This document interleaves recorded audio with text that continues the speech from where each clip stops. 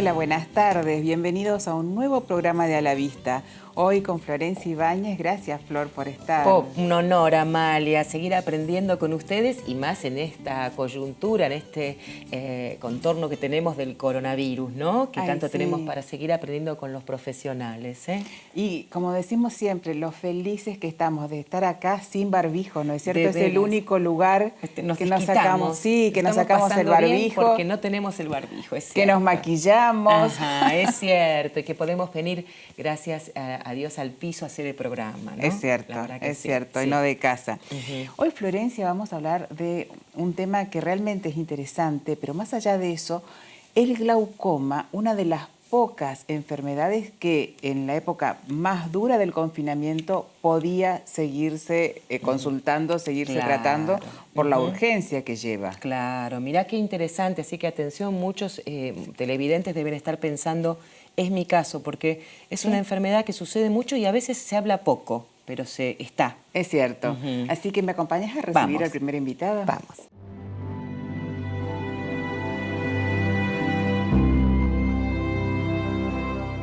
Y como lo anunciamos hace unos minutos, hoy vamos a recibir al doctor Héctor Fontana para hablar de glaucoma. Bienvenido, Héctor. Muchas gracias, Hola, Amalia. Héctor. Gracias, Florencia. Muchas gracias por invitarme. Al contrario, estamos muy felices de que estés acá. Les quiero contar, te voy a presentar a mis televidentes, Héctor. ¿Cómo no? Es jefe de servicio de glaucoma del Hospital Santa Lucía, de mi hospital, Florencia. Es presidente de la Asociación Argentina de Glaucoma, en la ASAG. Disertante y director de cursos en nuestro país y en el exterior. Es miembro de la Sociedad Argentina de Oftalmología, del Consejo Argentino de Oftalmología y de las más prestigiosas sociedades internacionales. Y es autor de innumerables publicaciones científicas. Y hoy te tenemos acá porque el glaucoma nunca se dejó de atender, ¿no es cierto? No. Lamentablemente el glaucoma es la causa número 1 de ceguera irreversible en el mundo. Entonces, como entidad crónica, es una patología que requiere controles y por otra parte hay un sinnúmero de pacientes que debido a su patología en sí misma o a factores externos no están regulando adecuadamente sus presiones oculares y requieren ser intervenidos, por ejemplo, recibir una cirugía, porque de lo contrario el riesgo potencial de ceguera es muy alto. Entonces es una de las patologías que aún bajo estas normas tan estrictas de aislamiento y de asegurar al paciente que se quede en su casa, está habilitado el médico y el paciente a concurrir al consultorio e incluso a quirófano para que lo tratemos. Hemos operado pacientes en este periodo. Sí. Amalia, y al doctor Héctor, para recordarle a la gente, es esa enfermedad que, yo digo enfermedad, pero en realidad es una enfermedad. Sí. Que tiene que ver con la presión ocular, ¿no es cierto? Exactamente. Para recordar un poco, refrescar, para los que somos como yo, que aprendemos, ¿no? Por supuesto. Refrescar el tema de la presión ocular, que por eso siempre hay que tomarla. Exacto, o sea, el glaucoma es una patología que tiene múltiples etiologías, pero el principal factor de riesgo, la única variable que hasta ahora podemos controlar es la hipertensión ocular. Hay que claramente diferenciarlo de la hipertensión arterial, porque son cosas diferentes, pero la única forma de saber si uno es hipertenso ocular o si tiene la presión normal es concurriendo al oftalmólogo de cabecera y por supuesto que el oftalmólogo le tome la presión. Casualmente ahí vemos una foto del nervio óptico, que es, digamos, el órgano, la estructura dentro del ojo que resulta afectada en pacientes que tienen glaucoma. Esa parte blanca se va agrandando a expensas de la parte que es más naranja y eso va llevando al paciente a tener cada vez mayores alteraciones visuales y finalmente termina con ceguera. Qué difícil, claro, habrán estado atendiendo no se puede parar, eso es urgente. Absolutamente, sobre todo porque al ser una enfermedad que no da síntomas, recién con las campañas de difusión que estamos llevando a cabo desde los últimos años, Sí. por lo general el paciente consulta cuando ya está mucho más avanzada la enfermedad de lo que quisiéramos. De lo que debería. Entonces, realmente hay compromisos, sobre todo de la parte central, que es de la fijación, que requieren un tratamiento inmediato. Fíjense las proyecciones. Sí. Definitivamente el glaucoma se puede dar desde el nacimiento hasta el momento de la muerte de cualquier individuo. Pero su frecuencia de presentación en la forma más frecuente, que es la de un glaucoma crónico de ángulo abierto, es mayor después de los 40 años y con cada década se incrementa más. Y fíjense las proyecciones, desde el 2019 al 2040 se estima que es cada vez mayor. No hay un crecimiento exponencial, pero hay. Y en el hospital, en esta época del COVID, ¿seguiste viendo pacientes con glaucoma supuesto, también? El hospital tiene un protocolo que seguimos. El hospital en el que yo estoy tiene un departamento de guardia que atiende todo lo que puede estar relacionado con formas agudas de presentación, pero nosotros en el departamento de glaucoma atendemos todo lo que es programado y todo lo que nos es derivado desde la guardia. Claro. Sí, casualmente estaba hablando con algunos colegas que es muy alto el número de pacientes que tienen glaucoma de ángulo cerrado, que se han descompensado en estos últimos tiempos. Y eso puede atribuirse en muchos casos, si bien no está claramente definida la relación entre el estrés, la angustia, con la frecuencia de presentación de los cierres angulares, puede tener que ver con determinadas patologías que llevan a usar fármacos que predisponen los cierres angulares. Por Es ejemplo, increíble. que se me ocurre pensar con a lo largo del coronavirus que uno va experimentando distintas emociones, a algunos le afecta el estómago, otros por ahí necesita sedante, entonces quizá algún medicamento puede ser. Hay muchos medicamentos en los cuales si el paciente tiene un terreno predispuesto para desarrollar lo que se llaman bloqueos, pueden desencadenar una crisis aguda de hipertensión ocular que genera un cuadro muy característico, pero que a menudo suele confundirse con determinados cuadros gastrointestinales también. Entonces, es una causa muy frecuente de diagnósticos erróneos.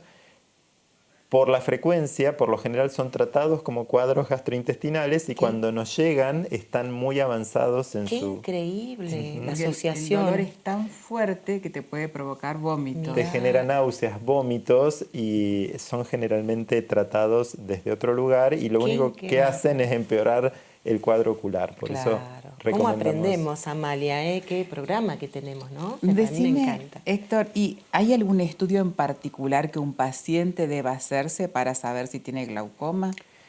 Sin duda. Como le comentábamos recién a Florencia, el examen oftalmológico de rutina debe incluir al menos una vez en el año la toma de la presión intraocular, pero en pacientes en los cuales la enfermedad ya cursa determinados grados de progresión, hay estudios por imágenes que son muy buenos y que han aparecido en las últimas 2 décadas que nos permiten contabilizar el número de fibras que tiene cada nervio óptico y hacer una estimación en relación a su edad, cómo está ese paciente en particular. Qué bárbaro. Y si la pérdida de fibras es muy avanzada, hay otro estudio que se llama campo visual, que es el que está aquí en pantalla, que nos permite traducir cómo están funcionando esas células que tiene el nervio óptico, de manera tal de saber si tiene grados de pérdida leves, moderados o muy avanzados. ¡Qué bárbaro!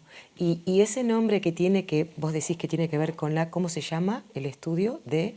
El estudio del recuento de fibras, sí. Eso se llama, son tomografías de coherencia óptica. Claro. Hay muchos dominios, pero ahora las de dominio espectral y las angiotomografías realmente han aportado muchísimo. Es un avance. En lo que es glaucoma, en los últimos 20 años ha avanzado muchísimo. Sí, mucho. Muchísimo. Es más, ahora hay muchos glaucomas que antes iban directo a una cirugía y ahora se les hace otro tipo de tratamientos, ¿no es cierto? Por supuesto. En general,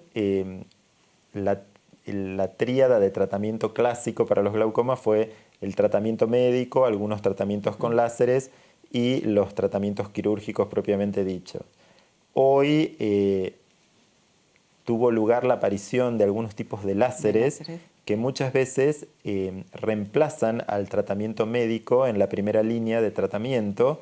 Y de hecho, la Academia Británica de Oftalmología acaba de publicar un trabajo muy revelador que se llama LIGHT, que coloca a procedimientos con láser para el glaucoma de ángulo abierto a la misma altura que el tratamiento médico para iniciar el tratamiento, lo cual asegura un poco más el cumplimiento, porque el problema con las gotas, sobre todo si son pacientes grandes, que tienen múltiples patologías, entre ellas en las manos, con la dificultad que conlleva colocarse una gota, hace que no cumplan el tratamiento. Increíble, o parece mentira, pero hay gente que se asusta, que no quiere gotas, ¿no? Se asusta terriblemente, se olvida porque puede tener problemas de memoria, o hay patologías muy comunes en la gente mayor, como por ejemplo artritis, artrosis, que hace que sea realmente dificultoso invocar la gota en el globo ocular.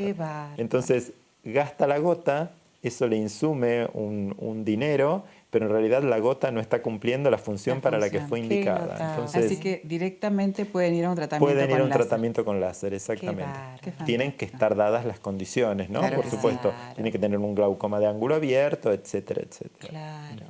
Y hoy en día, por ejemplo, para atenderse una persona, en el caso del glaucoma, ¿han estado en la cuarentena yendo directamente? En este caso, no sé si al Santa Lucía o se han movido. En realidad, tanto en el Santa Lucía como en nuestro consultorio, lo que aconsejamos por un tema de respeto de las distancias y de la permanencia en las salas de espera es con turno asignado previamente.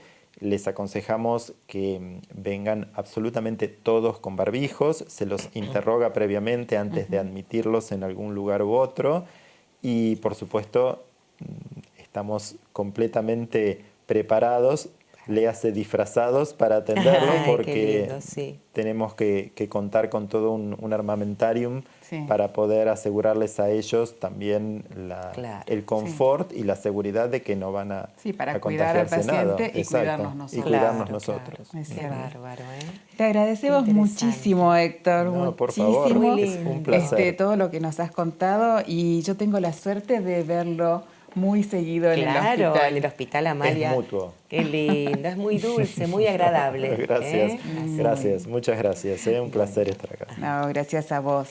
Vamos a una pequeña tanda y volvemos enseguida con otro tema que seguro los va a interesar.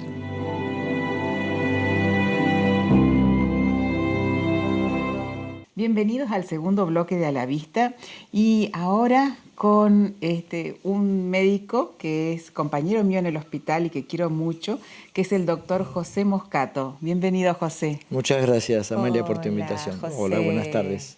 Te voy a presentar para nuestros televidentes, José.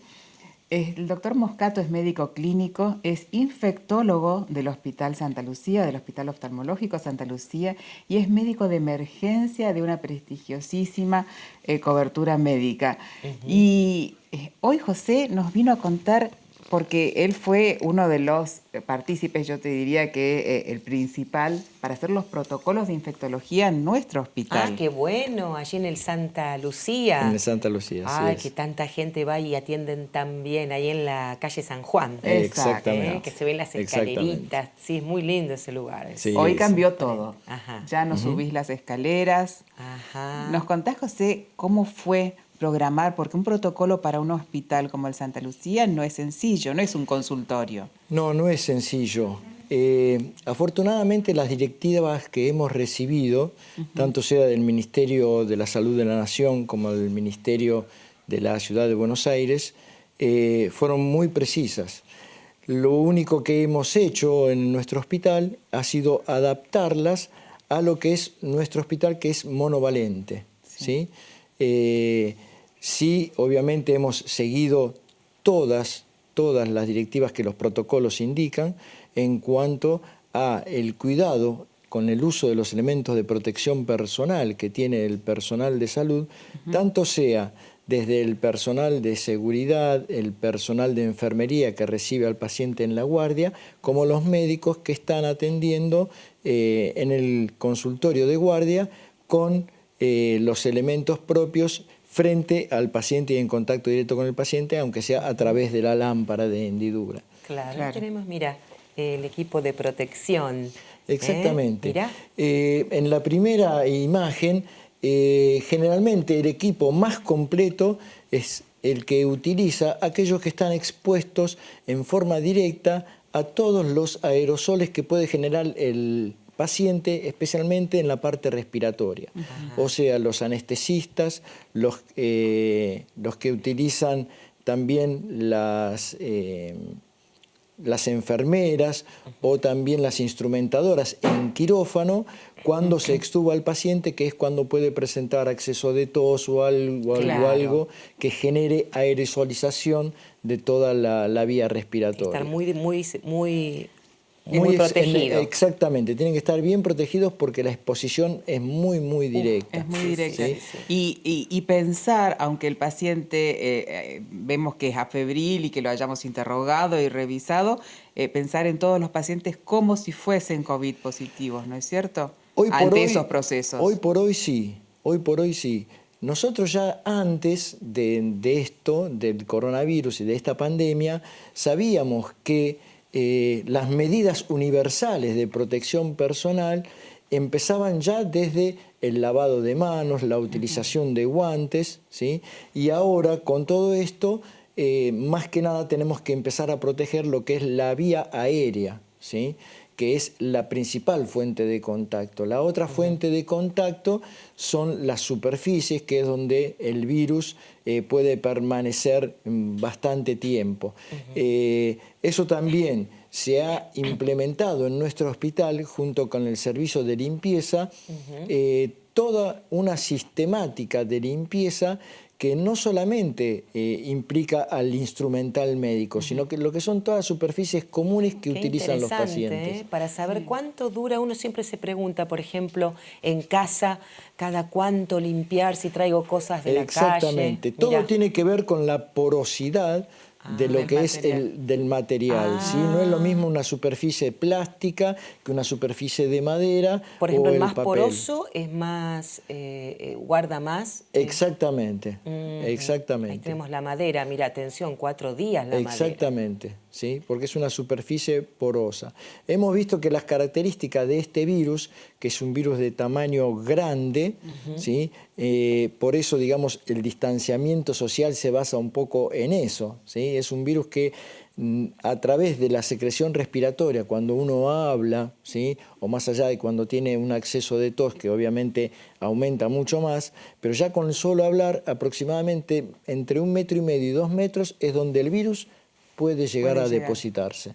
¿Sí? Al ser más grande, capaz que como es más pesado, dicen que cae, por suerte cae Exactamente. pronto. No es como otras enfermedades como la varicela o el sarampión, que el contacto puede llegar a implicar ya una distancia un poco más cercana, ¿sí? Porque las gotitas que la transmiten son mucho más diminutas, ¿sí?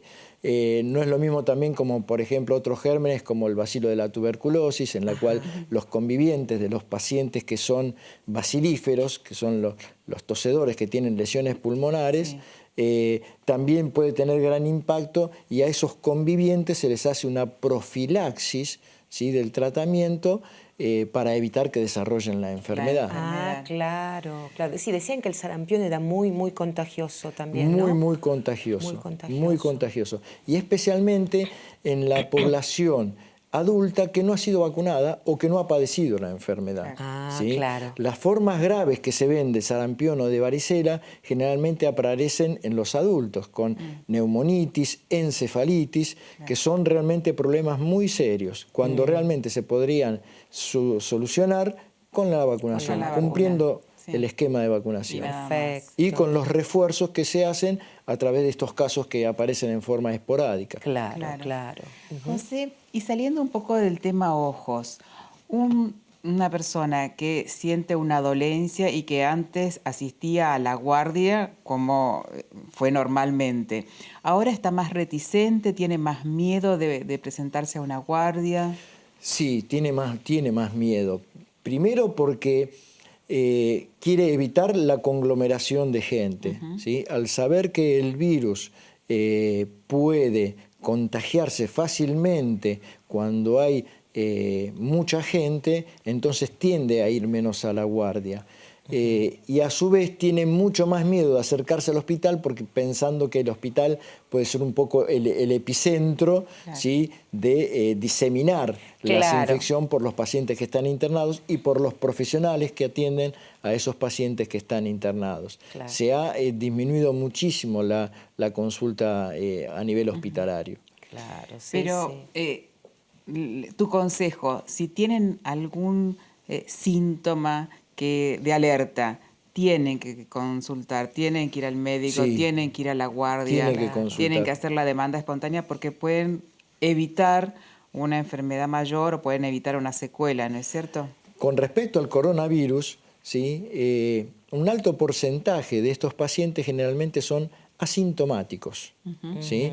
Casi un 80% de los pacientes son asintomáticos y solo se los puede detectar mediante las pruebas serológicas, ¿sí?, o ante alguna eventualidad en aquellos que son oligosintomáticos, o sea que tienen poquitos síntomas que generalmente no pueden llamar la atención, como una tos tipo carraspera, pasajera, o una febrícula, o una leve molestia en la garganta, y algo que ha adquirido importancia y que se ha incluido en la definición de casos sospechosos son las alteraciones en el olfato y en el gusto. Ah, sí dicen, ¿sí? ¿No es cierto, doctor? Exactamente, eso realmente se ha tenido una importancia tan importante que se ha incluido como diagnóstico precoz y como definición de caso sospechoso. Claro, ¿sí? Claro. Ese paciente es candidato a que se haga el hisopado nasofaringeo para realizarle la prueba de PCR. Claro. Qué interesante. O sea que uno va aprendiendo también esto del asintomático, que supongamos que la persona asintomática tiene coronavirus, pero cumple su proceso, se le pasa, y la única forma de saber si tuvo es también con ese test que te indica si tuviste. Es decir, uno puede estar en las tres posiciones, o no haber tenido nunca, o haberlo tenido y no saber, salvo con ese test, o bueno, claramente tenerlo, los casos graves, ¿no? Los casos graves, exactamente, ¿sí?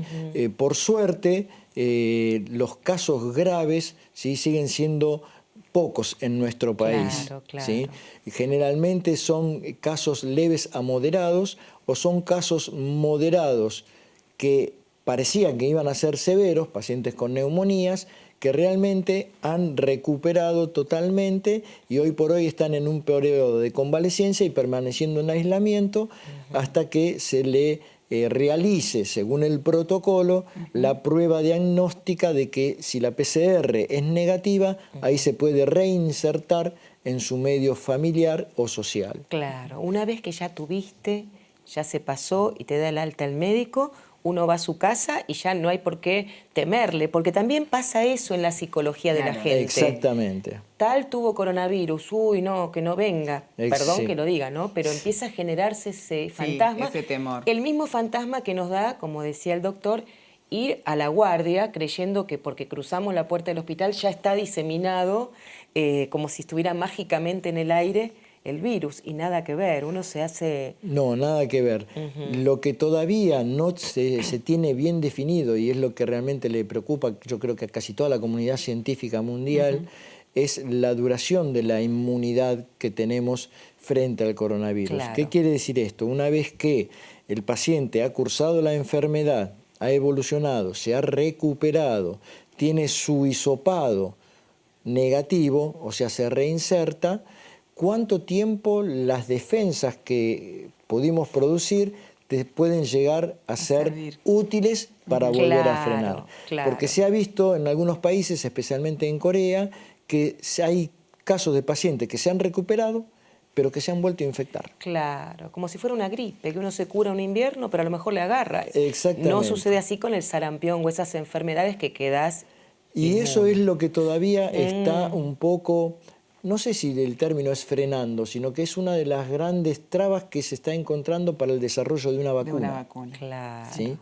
Esa es algo que realmente también se está investigando y estudiando, así como también se están estudiando el desarrollo de antivirales que puedan llegar a ser específicos, y mientras tanto se están usando drogas que ya conocíamos, ¿sí?, para con tratar de efectos frenar. antivirales, Claro. sí. Esto es mucho sobre la marcha, José, ¿no es cierto? Totalmente dinámico. Esta enfermedad nos está mostrando esto, sí. que es algo muy dinámico. El paciente es dinámico, Claro. el comportamiento de paciente con pacientes totalmente distinto. La forma de presentación. Y la forma de presentación y el desarrollo de cómo va evolucionando dentro de la presentación del cuadro. Sí. Qué bárbaro, qué interesante. Muy interesante y muy bien explicado. Sí, vamos aprendiendo, ya nos visitará nuevamente José, sí, porque que vuelva, esto va a seguir y lamentablemente va a seguir hasta que no tengamos una vacuna, y como decís vos, si el virus muta y es otra cepa, ¿cuál vacuna nos va a dar una inmunidad completa, no? Yo creo que una de las líneas de desarrollo es como las vacunas antigripales, que todos los años cambia. La cepa nueva que afectó al hemisferio norte es la que utilizamos nosotros en el hemisferio sur. Esa es una de las posibilidades, ¿sí? Que la vacuna contra el coronavirus tenga que tener cierta periodicidad en la aplicación para seguir estimulando nuestro sistema inmunológico de defensa para que nos siga protegiendo. Claro. Sí. Me encanta, qué agradable el doctor, un honor tenerlo en nuestro Santa Lucía, allí para la gente, qué lindo escucharlo. Un muy lindo grupo de gente. Sí, me gusta, me Gracias, José. Muchas gracias a vos por la invitación. Un placer. Bueno, y con ustedes nos despedimos, Florencia. Se nos fue el programa, así que nos vemos la semana que viene aquí a las 17:30 por Metro. Muy buena semana.